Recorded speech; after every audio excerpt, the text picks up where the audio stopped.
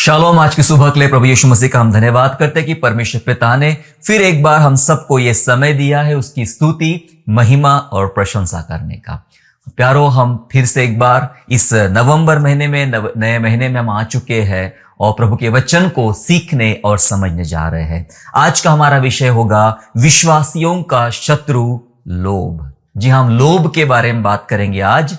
लालच या लोभ जिसे कहते हैं, विश्वासियों का शत्रु, the enemy of believers, greed. जी हाँ, एनिमी ऑफ बिलीवर्स है ग्रीड, जिसके विषय में आज प्रभु के वचन से हम शिक्षा लेंगे, सीखेंगे, मनन करेंगे, अध्ययन करेंगे, जिसके द्वारा हम हमारी आत्मिक उन्नति कर सके और प्रभु में और ज्यादा हम परिपक्व बन सके।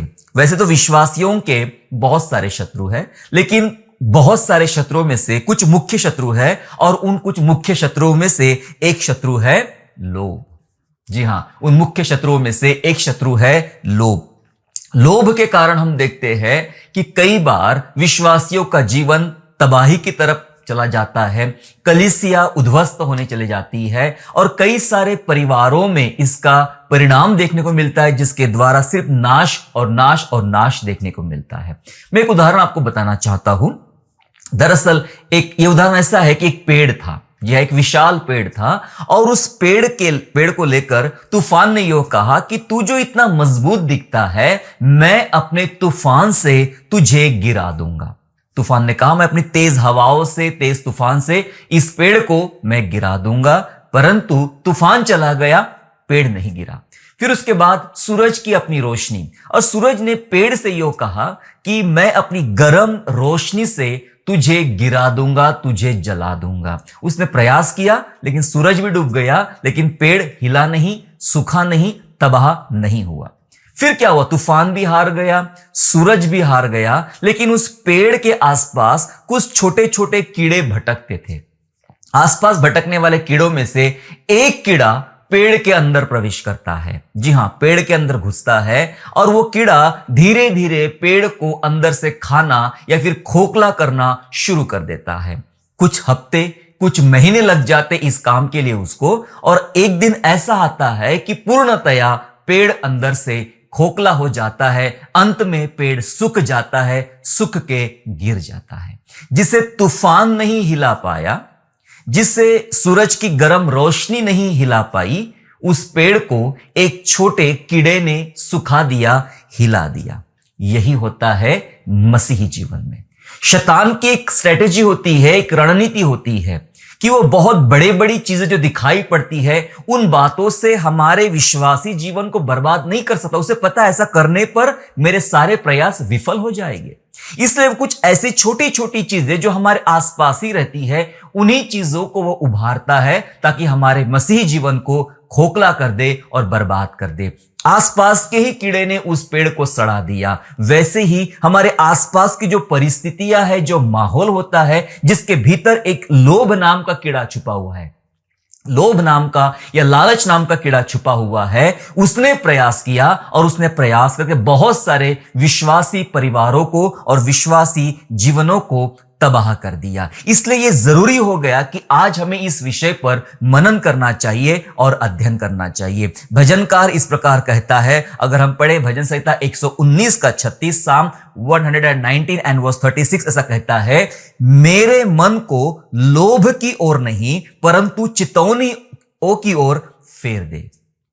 लिखा है वचन में, मेरे मन को लोभ की ओर नहीं। जी हां, भजनकार कहता है, मेरा मन लोभ की तरफ ना जाए, लेकिन मेरा मन तेरे चितौनी की ओर चला जाए। तेरी चितौनियां, जी हां, चेतावनियां जो परमेश्वर का वचन हमें देता है, वहां मेरा मन जाए, ना कि मेरा मन इन संसार में मचलने वाली तमाम लोभ की बातों की तरफ, लालच की बातों की तरफ मेरा मन नहीं जाना चाहिए।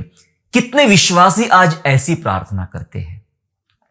कितने विश्वासी आज के इस युग में, इस समय में इस प्रकार से अपनी प्रार्थनाओं में शब्द रखते हैं क्या हमारी रोज की प्रार्थना यही होती है, प्रभु मेरा घर, मेरे बच्चे, मेरा पैसा, मेरा काम, मेरी नौकरी, यही सब प्रार्थना होती है? क्या अपने विश्वासी जीवन को और ज्यादा परिपक्व बनाने के लिए, मजबूत बनाने के लिए क्या हम ऐसी प्रार्थना करते हैं?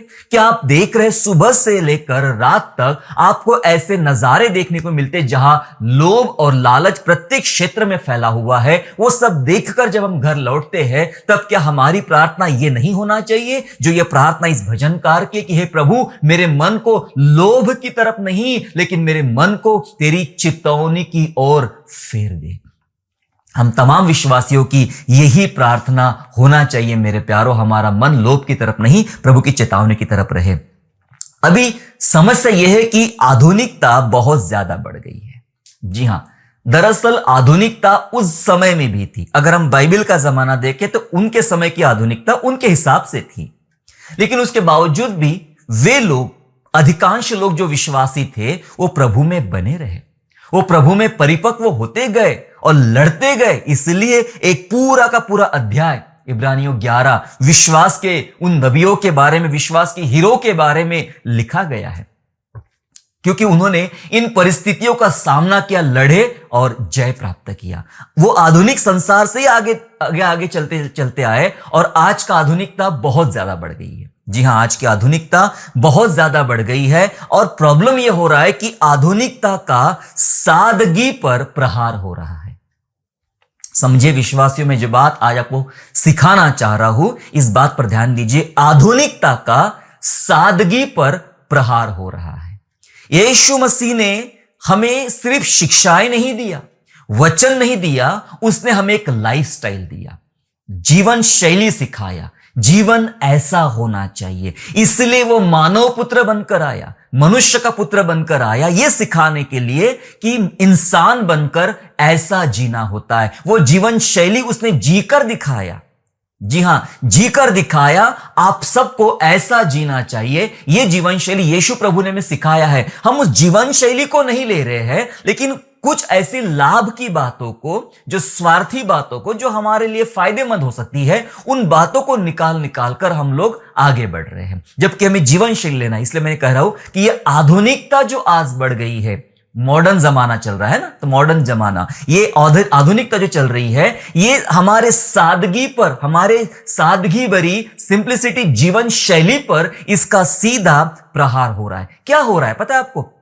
हर आदमी ये सोचता है कि सबसे अच्छा मेरा हो, कुछ भी चीज, कुछ भी बात, कुछ भी चीज, कुछ भी वजह, सबसे अच्छा मेरा। एक अच्छे से अच्छा विश्वासी भी यही प्रार्थना करता है, यही बात करता है, यही सोच रखता है कि सबसे अच्छा मेरा हो, चाहे वो आपका मकान हो, आपका परिवार हो, आपकी चीजें, कुछ भी हो, सबसे अच्छा मेरा हो। लेकिन आप बाइबल की शिक्षा जानते हैं? बाइबल ने तो हमें यह सिखाया है कि अपनी नहीं, दूसरों की भलाई सोचे। यह बाइबल का संदेश है। कोई भी व्यक्ति अपनी भलाई ना सोचे, परंतु दूसरों की भलाई सोचे, जबकि हमारी सोच यह बनती चली जा रही आधुनिक जमाने में कि सबसे अच्छा मेरा हो। मतलब कैसी प्रार्थना कर रहे हैं आप? कि दूसरों का डल होना चाहिए, दूसरों का नीचा होना चाहिए, दूसरों का खराब हो चलेगा, लेकिन सबसे अच्छा मेरा हो। हम भूलते चले जा रहे हैं कि बाइबल का संदेश हमारे मसीह जीवन के लिए क्या है। फिर कुछ शिक्षा या कुछ बातें चलती है जो कहते हैं मुझे भी संसार के साथ चलना चाहिए।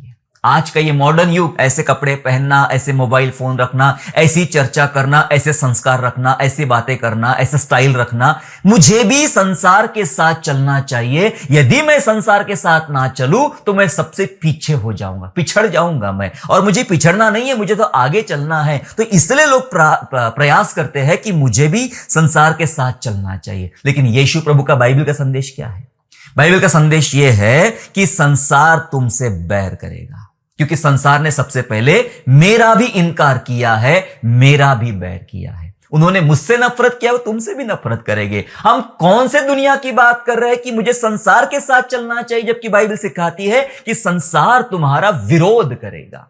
और हम संसार से दोस्ती की बात कर रहे हैं। यीशु ने पहले से कह दिया संसार तुम्हारा विरोध करेगा क्योंकि तुम मेरे हो। पर हमारे आधुनिकता, मैंने क्या कहा? आधुनिकता का सादगी पर प्रहार है। हम इस बात को बहुत हल्का लेते हैं। हम लोभ के बारे में सीख रहे हैं आज हम लोग। आधुनिकता का सादगी पर प्रहार है ये कि मुझे संसार के साथ चलना चाहिए, कि यीशु ने कहा कि संसार तुम्हारा विरोध करेगा, बैर करेगा, क्योंकि उन्होंने पहले मेरा बैर किया है। फिर आधुनिकता यहां तक बढ़ गई है, एक प्रसिद्ध प्रचार होता है आज सब जगह, पूरे हिंदुस्तान में या वर्ल्ड के तमाम क्षेत्रों में भी आपको देखने को मिलेगा, कई जगह ऐसा यह प्रसिद्ध प्रचार है कि आप करोड़पति बनने वाले हो। कलीसिया चिल्ला कर बोलती है हालेलुया, प्रेज द लॉर्ड, और खूब नाचते, क्योंकि यह प्रचार सबसे ज्यादा पसंद किया जाता है। यह प्रचार ज्यादा लोकप्रिय है कि आप करोड़पति बनने वाले हो। पर पता है, जैसे एक प्रसिद्ध प्रचार है, वैसे इग्नोर किया जाने वाला भी एक प्रचार है, जिसको आज इग्नोर किया जा रहा है, अनदेखा किया जा रहा है। और वो प्रचार यह है कि मन फिराओ, स्वर्ग का राज्य निकट आ गया है। आपने आखिरी बार यह प्रचार कब सुना? आपने अपने विश्वासी जीवन में आखिरी बार यह प्रचार कब सुना जहां आपने यह सुना, आपको यह सुनाई आया कि मन फिराओ, स्वर्ग का राज्य निकट आ गया है, और लोग छाती पीटते हुए रोते गाते प्रभु के पास आए, जैसे निनिवे के लोग पश्चाताप के साथ बैठ गए थे और प्रभु ने उनको बचा लिया। ऐसा सीन आपको आखिरी बार कब देखने को मिला? ऐसा आखिरी बार प्रचार आपने कब सुना कि मन फिराओ, स्वर्ग का राज्य निकट आ गया है? लेकिन एवरी डे, हर जगह आपको यह प्रचार सुनने को मिलेगा। यह प्रसिद्ध प्रचार है कि आप करोड़पति बनने वाले हो, बन सकते हो। मुझे प्रभु ने बताया आपके घर में नोट आ रहे हैं, आपके घर में सोना आ रहा, चांदी आ रहा। यह प्रसिद्ध प्रचार है। जी हां, ऐसा लगता है आपको। ये प्रैक्टिकल करके देख लीजिए। चाहे आपको बाइबल की ABCD आती हो या ना आती हो, कोई फर्क नहीं पड़ता। आप सिर्फ ये वाला प्रचार करना शुरू कर दो कि मुझे यीशु ने बताया, परमेश्वर ने बताया कि आप धनवान होने वाले हो, आप करोड़पति होने वाले हो। महीने भरे के अंदर आपके पास लाखों की भीड़ खड़ी हो जाएगी। महीने भरे के अंदर लाखों की भीड़ आप खड़ी कर दोगे। आप सबसे ज्यादा प्रसिद्ध प्रचारक, प्रसिद्ध व्यक्ति बन जाओगे। ये करके देखिए। आपको बाइबल सब जानना जरूरी नहीं है, ऐसा वाला प्रचार आना चाहिए, बस आप करोड़पति बनने वाले। जिस दिन आप ये कहना शुरू कर दोगे कि मन फिराओ, स्वर्ग का राज्य निकट आ गया, लाखों में से मुश्किल से एक बचेगा आपके पास। लोग घटना शुरू हो जाएंगे जब आप बाइबल का प्रचार करना शुरू कर दोगे। जो परमेश्वर ने बताया वो बताना शुरू कर दोगे, तो लोग आपके पास से भागना शुरू कर देंगे। भीड़ कम हो जाएगी मेरे प्यारो। चुने हुए बहुत थोड़े हैं, बाइबल सिखाती है, बहुत थोड़े हैं। उन्हीं को समझ में आएगा इसका संदेश का मतलब क्या है। इसलिए आज हम सीख रहे हैं लोभ के बारे में। ये प्यारो, ये ऐसा माहौल बन चुका है, ऐसी चीजें चल रही है कि आधुनिकता ने अपना स्तर इतना ऊंचा कर लिया है कि सादगी पर उसका प्रहार हो रहा है। यीशु प्रभु ने जो हमें जीवन शैली दिया है, जो लाइफस्टाइल सिखाया है, जो संस्कार दिए हैं, उन तमाम बातों के विरोध में आधुनिकता काम कर रही है। आज आधुनिकता इतने लेवल तक बढ़ गई कि बाइबल दबती चली जा रही। देखिए वचन क्या कहता है पता है आपको? पढ़े मेरे साथ में लूका के सुसमाचार और उसका 12वां अध्याय और उसका 15वां वचन इस प्रकार कहता है। सब लोग ध्यान सुनिएगा। Gospel of Luke chapter 12 and verse 15, जहां लिखा है, और उसने उनसे कहा, चौकस रहो और हर प्रकार के लोभ से अपने आप को बचाए रखो। हर प्रकार के लोभ से अपने आप को बचाए रखो, क्योंकि किसी का जीवन उसकी संपत्ति की बहुतायत से नहीं होता। हालेलुया। यीशु प्रभु ने कहा है कि तुम्हें चौकस रहना है और हर प्रकार के लोभ से अपने आप को बचाए रखना है। यहां जो बात प्रभु यीशु सिखा रहे वो हर प्रकार का लोभ, हर प्रकार का। प्रसिद्धि का लोभ हो सकता है, पॉपुलैरिटी का लोभ हो सकता है, नाम का लोभ है, काम का लोभ है, धन का लोभ है, अन्य किसी बातों का लोभ है। बाइबल सिखा रही कि हर प्रकार के लोभ से अपने आप को बचाए रखो, क्योंकि यह याद रखना जो यीशु की शिक्षा है, किसी का जीवन उसकी संपत्ति की बहुतायत से नहीं होता। इसका यह मतलब है कि मेरे पास बहुत संपत्ति है, बहुत नाम है, बहुत चीजें हैं, तो इसलिए मेरा जीवन है। बिल्कुल जरूरी नहीं है। किसी का जीवन उसकी संपत्ति की बहुतायत से बिल्कुल भी नहीं होता है। इसलिए बाइबल हमें सिखा रही है। इसलिए हम आधुनिकता में तो आगे बढ़ रहे हैं, आधुनिक चीजें, आधुनिक बातें, आधुनिक कामों में हम आगे बढ़ रहे हैं, और ये सोच रहे कि ऐसा कुछ कर ले तो हम ज्यादा दिन जी पाएंगे, ऐसा कुछ कर ले तो हमारी जिंदगी औरों से बहुत ज्यादा अच्छी हो जाएगी। जबकि बाइबल बता रही है तुम्हारा जीवन तुम्हारे संपत्ति की बहुतायत की वजह से बिल्कुल भी नहीं होता है। जी हां, नहीं होता है। इसलिए लोभ के बारे में हमें आज सीखना जरूरी है। देखो, लोभ की जब बात कर रहा हूं तो ऐसा लगता है कि नहीं भाई हम तो नहीं हिलेंगे। लोभ हम पर कोई प्रभाव नहीं डाल सकता। हम बहुत अच्छे विश्वासी हैं, हम रोज चर्च जाते हैं, प्रार्थना करते हैं, बाइबल पढ़ते हैं, ये करते हैं, वो करते हैं। हम कई बार अपने आप को बहुत सुरक्षित समझते हैं, जबकि बाइबल कहती है चौकस रहे कहीं गिर ना पड़े। जो कोई समझता है कि मैं स्थिर हूं, बाइबल कहती है चौकस रहे कहीं गिर ना पड़े, कहीं गिरना पड़े। तो ये मत सोचो कि मैं लोभ में नहीं गिर सकता हूं। दरअसल लोभ जो होता है, लोभ धर्मियों का मनोबल हिला देता है। आप कितने भी बड़े धर्मी क्यों ना हो, कितने भी अच्छे बाइबल के जानकार क्यों ना हो, कितने भी अच्छे दान वरदान से भरे व्यक्ति क्यों ना हो, लेकिन जब लोभ नाम का शैतान आपके पास आएगा, लोभ नाम का पाप आपके पास आएगा, तो आपका मन हिल जाएगा। मनोबल हिला देता है लोभ, हर प्रकार का लोभ, है ना, हर प्रकार का लोभ। फिर दाऊद का देखिए, एक स्त्री को, सुंदर स्त्री को देखकर उसका मनोबल हिल गया। समझ रहे आप, उसका मनोबल हिल गया। बाइबल में से बहुत सारे लोग देखने को मिलते हैं हमें। हम बिलाम के बारे में बात करते हैं। बिलाम कौन था? बिलाम एक नबी था। मैं जानबूझ के बिलाम का उदाहरण दे रहा हूं। बिलाम एक नबी था। नबी का मतलब समझते आप? नबी वो है जिससे परमेश्वर डायरेक्ट बात करता था। समझ रहे आप? जिससे परमेश्वर सीधा बात करता था। नबी वो होता है जिसके पास परमेश्वर के वचन का एक प्रॉपर ज्ञान होता है। नबी वो होता है जो बेहतर बाइबल जानता है, बेहतर परमेश्वर को जानता है, प्रभु के कामों को जानता है। इसलिए मैंने बिलाम का उदाहरण लिया। लेकिन बिलाम जैसा एक नबी जिसको परमेश्वर ने ठहराया था अच्छे कामों के लिए, लेकिन बिलाम पड़ा लोभ में, बिलाम पड़ा लालच में। अब धर्मियों को, नबियों को क्या जरूरत है लोभ में पड़ने की?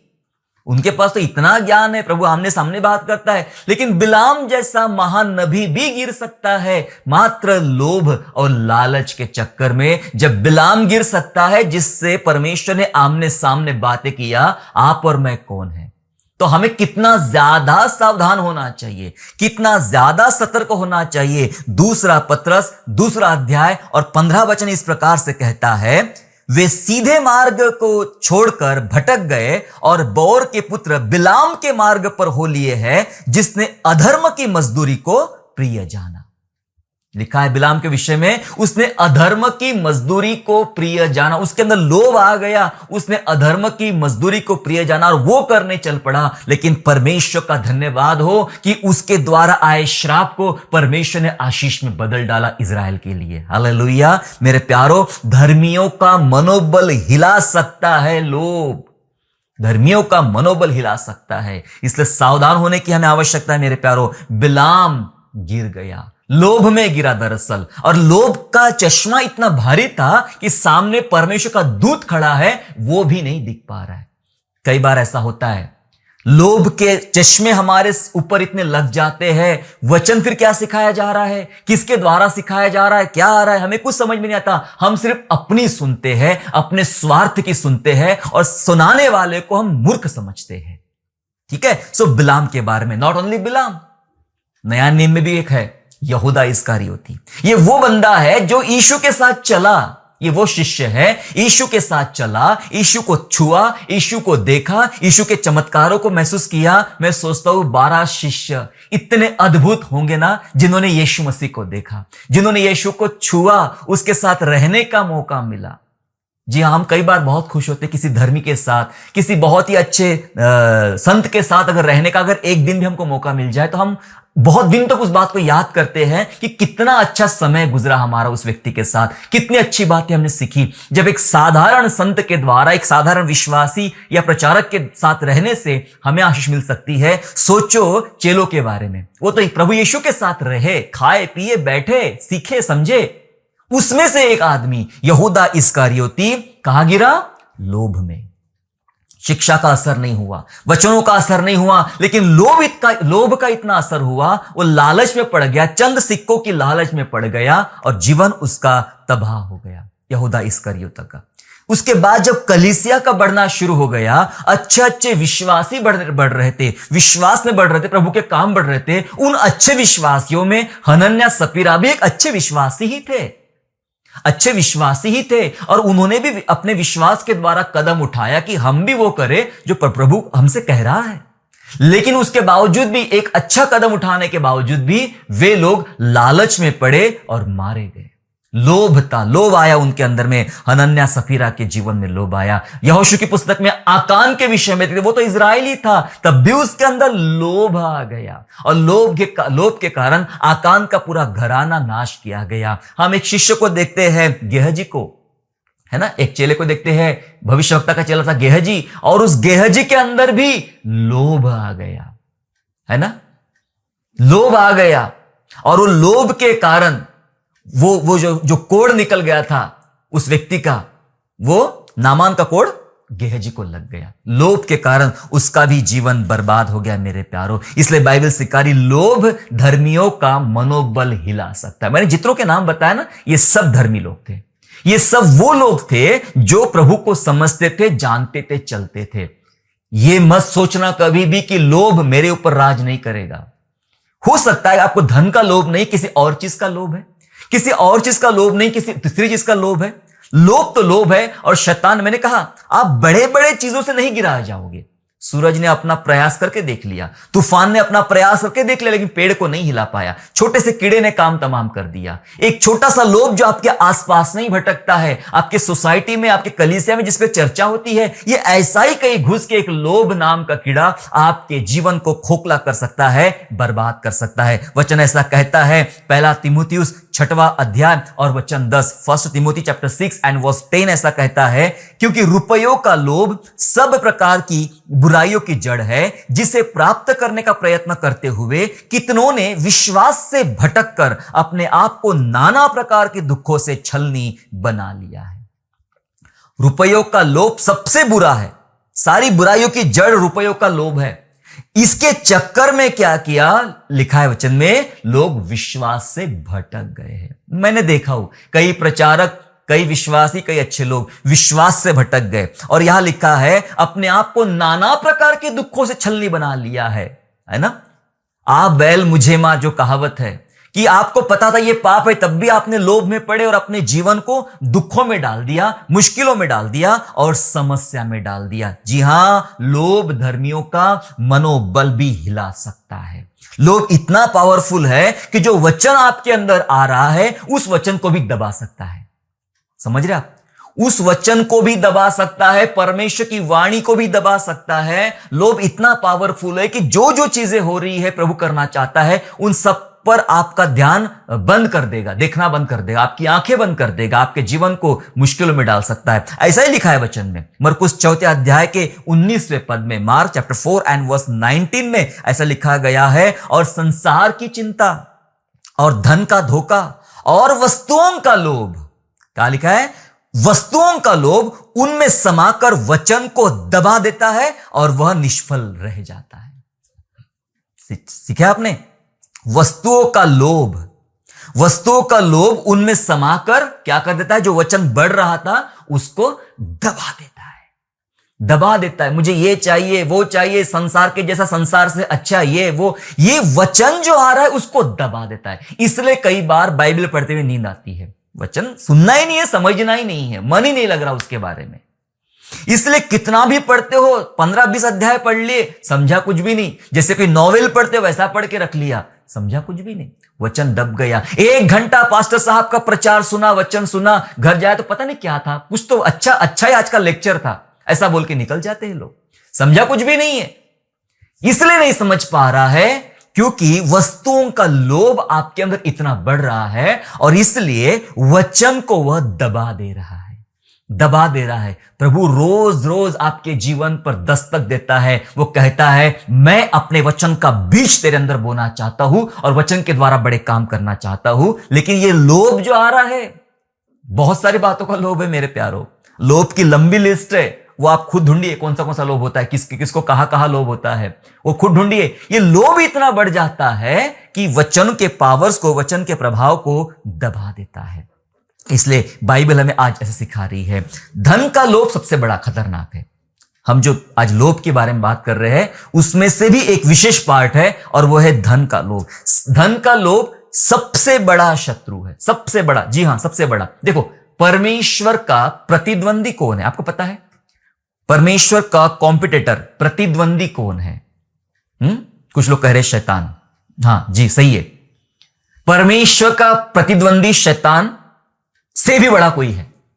जी हां, शैतान से भी बड़ा कोई है। कंफ्यूज हो गए आप? कंफ्यूज मत होइए, वचन पढ़िए। प्रतिद्वंदी, कॉम्पिटिटर उसके समान प्रभुता करना चाहता है, उसके समान दिखना चाहता है, उसके समान सब काम करना चाहता है। और बाइबल के अनुसार परमेश्वर का प्रतिद्वंदी है धन, पैसा। जी हां, पैसा। शैतान का नंबर बहुत दूर है अभी। पैसा, जी हां, मत्ती उसका 6वां अध्याय और 24 पद ऐसा कहता है। मैथ्यू चैप्टर 6 वर्स 24 कहता है, कोई मनुष्य 2 स्वामियों की सेवा नहीं कर सकता, क्योंकि वह एक से बैर और दूसरे से प्रेम रखेगा, वह एक से मिला रहेगा और दूसरे को तुच्छ जानेगा। तुम परमेश्वर और धन दोनों की सेवा नहीं कर सकते हो। ऐसा नहीं लिखा है कि तुम परमेश्वर और शैतान, लिखा है तुम परमेश्वर, एक तरफ परमेश्वर, एक तरफ धन, दोनों की सेवा एक साथ नहीं कर सकते हो। इसका मतलब परमेश्वर का प्रतिद्वंदी, कॉम्पिटिटर धन को बोला गया है, शैतान को नहीं। तुम दोनों की सेवा एक समान नहीं कर सकते। एक से दोस्ती करना पड़ेगा, एक से दुश्मनी आपको करना पड़ेगा। यह सबसे बड़ा शत्रु है। धन का लोभ सबसे बड़ा शत्रु है। अब एक सवाल उठ रहा है आपके अंदर में। जी हां, मैं जानता हूं एक सवाल उठ रहा है। पास्टर साहब, आप कह रहे हैं कि धन परमेश्वर का प्रतिद्वंदी है, तो इसी के लिए तो हम रात दिन मेहनत करते रहते हैं, जॉब के लिए प्रार्थना करते, मुझे जॉब चाहिए, नौकरी चाहिए, बच्चों को पढ़ाते लिखा ताकि वो अच्छा काम करे, अच्छा पैसा कमाए। बिल्कुल सही कह रहे हैं आप, लेकिन इसमें लोभ नहीं है। इसमें लोभ नहीं होना चाहिए। जो आपको काम मिले वो करो, पर इसमें लोभ नहीं होना चाहिए। मैं बताना चाहता हूं, जो बात आप समझ लीजिए और सीख लीजिए, विश्वासी धन से नहीं जिएंगे, विश्वासी परमेश्वर के आशीषों से जिएंगे। Praise the Lord.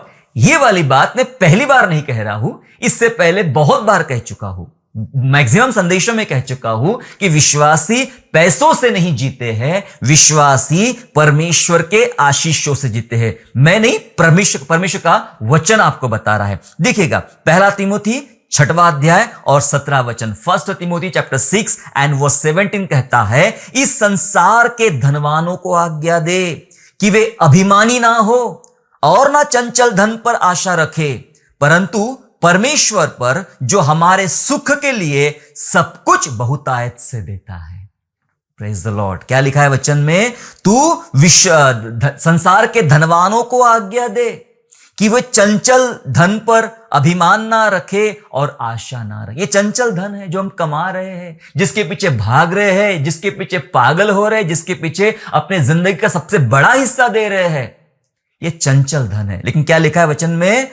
उनको सिखा कि धन पर आशा मत रख, लेकिन हमारे परमेश्वर पर, सुनो ध्यान से, ये अंडरलाइन करना अपनी बाइबल में, रोज पढ़ना, हमारे परमेश्वर पर जो हमारे सुख के लिए सब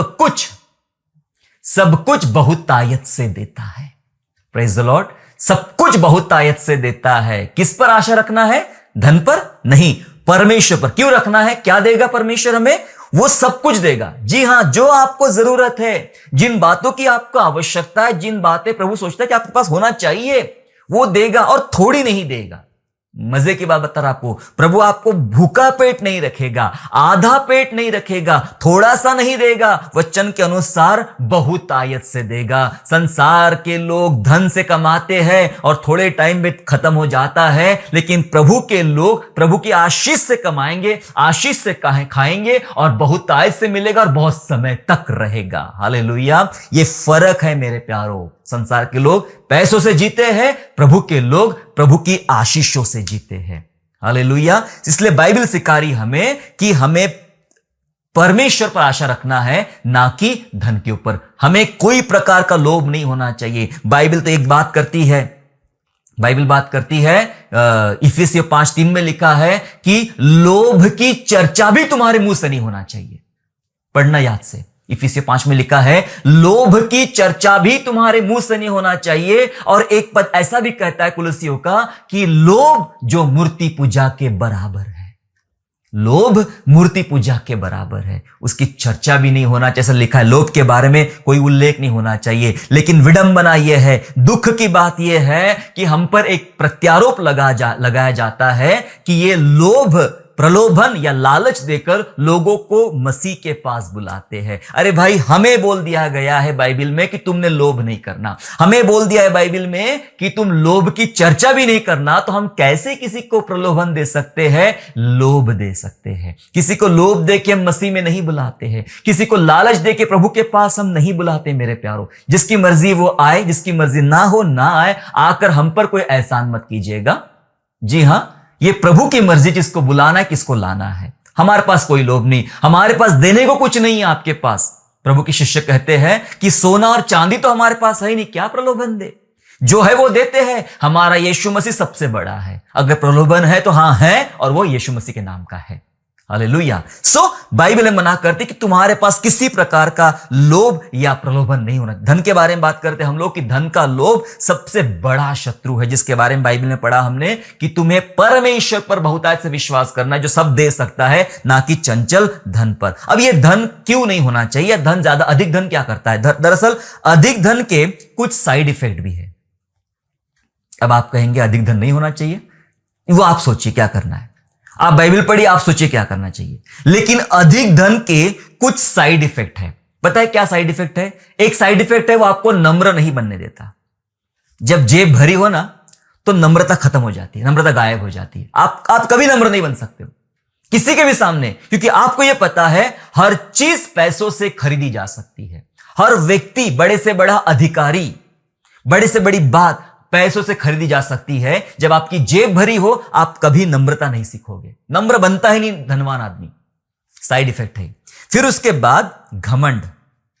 घमंड से आप भरपूर रहेंगे, कोई कमी नहीं रहेगी। बहुतायत का घमंड आपके ऊपर रहेगा। जब आपके पास बहुतायत का पैसा है, तो बहुतायत का घमंड भी रहेगा। ठीक है, आप घमंडी बन जाओगे। फिर धन के साइड इफेक्ट यह है, अधिक धन के, पश्चाताप नहीं करने देगा आपको कभी भी। इतना पैसा है कि वो सामने से कबूल नहीं कर देगा कि मेरे से गलती हो गई, मैं गलत हूं। वो आपको पश्चाताप नहीं करने देगा। वो बोलेगा मैं गलत नहीं हो सकता, गलत तू है। मेरे पास बहुत पैसा है और पैसा सब कुछ कर सकता है। पश्चाताप ये आप कभी नहीं सीखोगे, जो प्रभु ने हमें सिखाया, ये सादगी सिखाई है, ये एक हमें लाइफस्टाइल सिखाई है। वो कभी पश्चाताप नहीं करेगा, झुकेगा कभी नहीं। धन के साइड इफेक्ट है, वो कभी आपको किसी के सामने झुकने देगा नहीं, झुकने देगा नहीं। वो हमेशा सीधा खड़ा रखेगा और कभी झुकने देगा नहीं। जबकि यही सब बाइबल में सिखाया। इसलिए प्रभु ने कहा कि स्वर्ग राज्य में प्रवेश नहीं है धनवान का। सुई के होल से, नाके से ऊंट का जाना सहज है, लेकिन किसी धनवान का स्वर्ग राज्य में प्रवेश नहीं। पता है क्यों नहीं है? क्या परमेश्वर को पसंद नहीं धनवान? पसंद तो है धनवान, लेकिन तकलीफ धनवानों के साथ यह है, वे कभी नम्र नहीं बनते, वे कभी पश्चाताप नहीं करते, वे कभी झुकते नहीं, वे कभी संयम नहीं रखते हैं, वे कभी दीन नहीं बनते हैं। इसलिए स्वर्ग राज्य में उनको प्रवेश नहीं है, नहीं मिल सकता है, कठिन है। ऐसा परमेश्वर के राज्य में, परमेश्वर के वचन में लिखा गया है। इसलिए मेरे प्यारो, जो बाइबल ने हमें जीवन शैली सिखाई है, उस जीवन शैली का स्वीकार करें। ज्यादा है तो उनको दे जिनके पास नहीं है, जिनको जरूरत है। ज्यादा के चक्कर में मत पड़िए, क्योंकि वचन कहता है सब मिलेगा और वो भी बहुतायत से मिलेगा। अरे आपको क्या क्या चाहिए वो सब प्रभु ने देने का वादा किया है। खाना पीना ये वो सब देना चाहता है। जमा के रखना क्यों चाहते हो? जमा के रखना क्यों चाहते हो? क्योंकि जमा के रखोगे अगले दिन सड़ जाएगा। इजरायलियों ने वही किया था, वे लोभ में पड़ गए। प्रभु खाने को नहीं मिल रहा, मन्ना बटोर लिया। मन्ना बटोरने को मना किया था, मन्ना खाने के लिए मना नहीं था। जितना खाना है खाओ। बटोरने के लिए मना किया था, रखने के लिए मना किया था। अब रखा तो अगले दिन सड़ गया, वो काम में नहीं आया। समझ रहे आप? काम में नहीं आया। लोगों ने पक्षियों को रखा, वो काम में नहीं आए। परमेश्वर ने रखने को मना है, जितना रोज चाहिए रोज मिलेगा। वे लोभ में पड़ गए। तमाम लोग हम बाइबल में देखते हैं, और भी कई घटनाओं में देखते हैं जहां लोग लोभ में पड़ गए और लोभ के कारण वे नाश हो गए। इसलिए लोभ नहीं करना चाहिए। विश्वासी जीवन सीखिए, जो प्रभु ने सिखाया हमें जैसा रहने के लिए वैसे रहिए। सादगी भरा जीवन जिए और आपको कोई बात की कमी नहीं रहेगी, कोई बात की घटी नहीं रहेगी। मैं विश्वास रखिए, जो वचन हमने पढ़ा इस पर विश्वास रखिए, कोई बात की घटी नहीं रहेगी। आपको किसी भी धन पर नहीं, आपको अपने परमेश्वर पे आपको भरोसा करना चाहिए। देखिए, जब विरोध करता है या फिर जो घमंड करता है या फिर लोभ करता है, परमेश्वर उसको गिरा देता है। लोभियों को परमेश्वर ने गिरा दिया। एक अंतिम वचन बता के मैं समाप्त करना चाहता हूं। दरअसल ये वचन यिर्मयाह नबी के द्वारा बेबीलोन के लिए था। बेबीलोन के लिए वचन था, और बेबीलोन के लिए वचन है यिर्मयाह 51वां अध्याय और वचन 13। यिर्मयाह 51 एंड वर्स 13 में लिखा गया है, हे बहुत जलाशयों के बीच बसी हुई और बहुत भंडार रखने वाली, तेरा अंत आ गया है, तेरे लोभ की सीमा पहुंच गई है। क्या लिखा है? बहुत जलाशयों के बीच बसी हुई। तू कौन है बेबीलोन? तू बहुत जलाशय के बीच में, तूने बहुत हरी भरी और तमाम उत्तम बातों के बीच बसा हुआ शहर तू है, और बहुत भंडार रखने वाली। बेबीलोन के बारे में विरोध में है, बहुत भंडार रखने वाली तू जो है, सुन, तेरा अंत आ गया है।